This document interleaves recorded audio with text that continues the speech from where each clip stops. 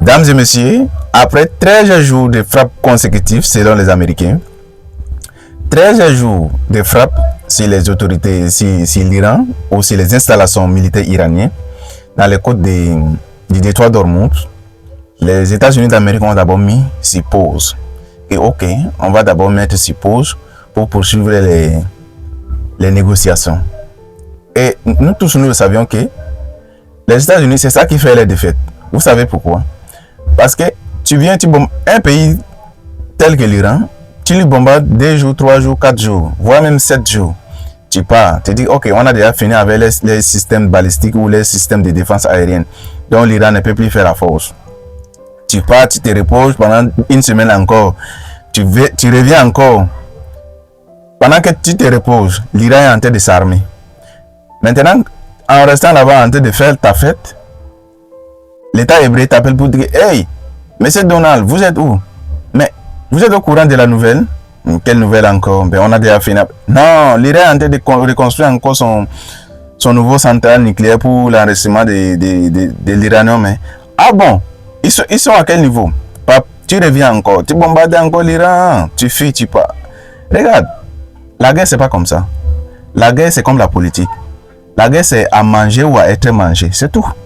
Vous pouvez pas venir faire la guerre 2 jours à un pays comme l'Iran, tel que l'Iran, que tout le monde connaît, avec les missiles Khorramshahr, avec les missiles Sirjil, avec les missiles, donc avec les drones kamikazes et tout ça. Faire la guerre pendant 2 jours et vous rentrez, vous revenez encore et espérant gagner la guerre contre l'Iran. Mais vous êtes en train de perdre votre temps. Non seulement vous perdez votre temps, et vous perdez aussi de l'argent, et vous perdez aussi vos alliés aussi perdent leur temps, et vos alliés aussi perdent leur argent.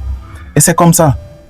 Vous voyez là, c'est ce qui me plaît avec les Russes. Depuis que la Fédération de Russie a commencé sa guerre, opération militaire spéciale en Ukraine, ils n'ont jamais mis sur pause pendant une semaine. Non, c'est la guerre.